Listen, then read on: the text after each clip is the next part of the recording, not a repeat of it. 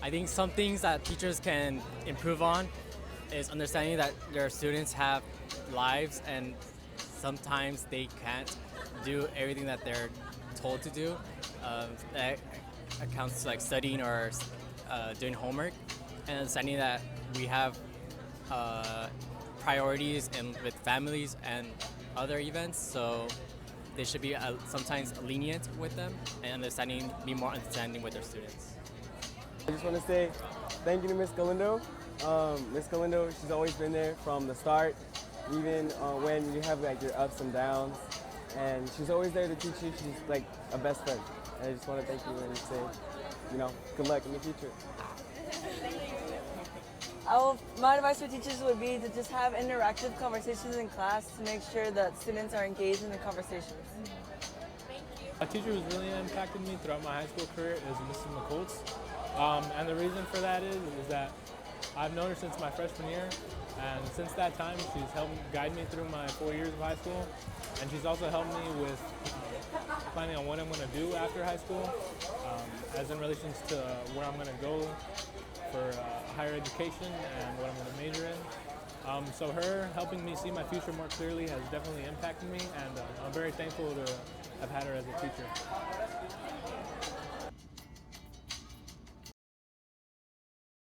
Central students weren't born on 9/11. Over here. I want to talk about something else. People who witnessed it 18 years feel like it was just yesterday. I'm here with Mr. Madero's, the economics teacher. So, Mr. Madero's, what were you doing when you first heard the news about the tragic events in New York, and what were your first thoughts?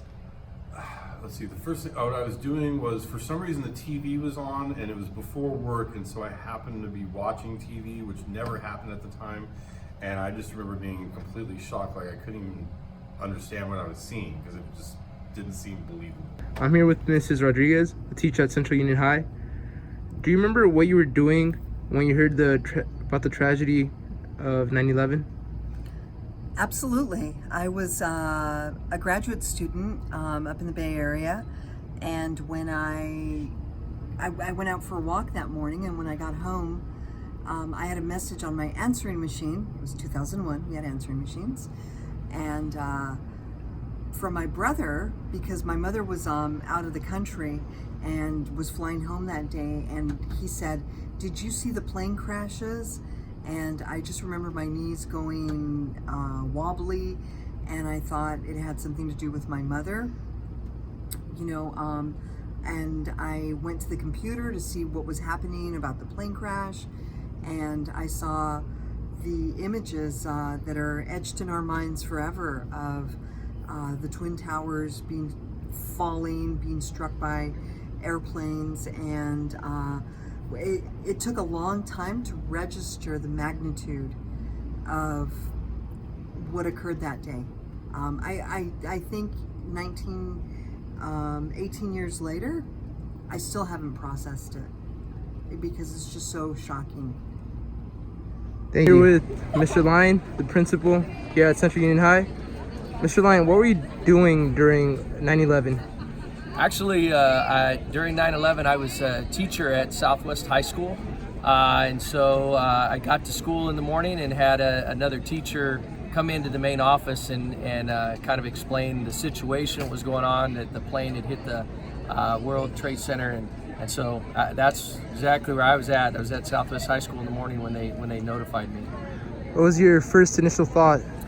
Well, I mean, at first you were thinking it was a tragic accident, that something happened to the plane, because that was the first plane that hit that, and everybody wasn't really sure. And then as we were there and we heard that there was another plane, then we knew that it was extremely serious, and it kind of made a difficult day because you weren't sure exactly what was going on. And then you heard about the other plane that was hijacked in Pennsylvania and the Pentagon and so on. So it was not a good day to be around in the morning, because there was just so much. It was crazy chaos. Thank you so much for your time, Mr. Lyon. You're welcome.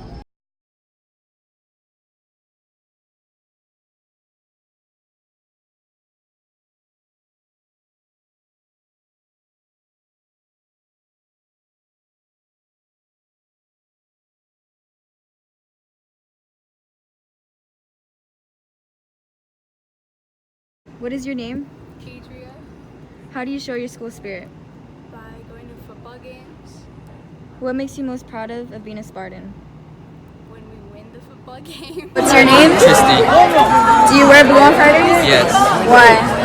Because on Fridays you're supposed to wear blue to show your school spirit. How do you show your school spirit? Like going to the football games. What makes you proud of being a Spartan? Well, like just at school, I'm trying to be a Spartan. Like, What's your name? Samantha Garcia. Do you wear blue on Fridays? Yes. Why? Because I like showing school spirit. How do you show your school spirit? I'm in sports. I'm in soccer. I play soccer. What makes you proud of being a Spartan? What makes me proud? I guess everything that we accomplished, like in academics and sports. What are your guys' names? Marco Baladas. I'm Tristan Carrillo. Do you wear blue on Fridays? Why or why not? No, because I don't really feel like wearing it. I mean, I do because I'm part of the football team and coaches like kind of get onto you, and if it's a home game, I wear my jersey because that makes me get in for free. So that's a lot of the reason. Oh yeah, I do. Because I go to Central. How do you show your school spirit? Just go to the games. I mean, it's not even Friday. I'm out here representing. Like, come on, guys. Like, come on. I don't know. Because you sports. I enjoy the sport too. What makes you proud of being a Spartan? Being in the sport. I think with our generation, Central's just where it's at. Like, Southwest is just so much lower than us with our generation. So Central's just better. Oh, they put me here. I want to talk about Southwest, but yeah.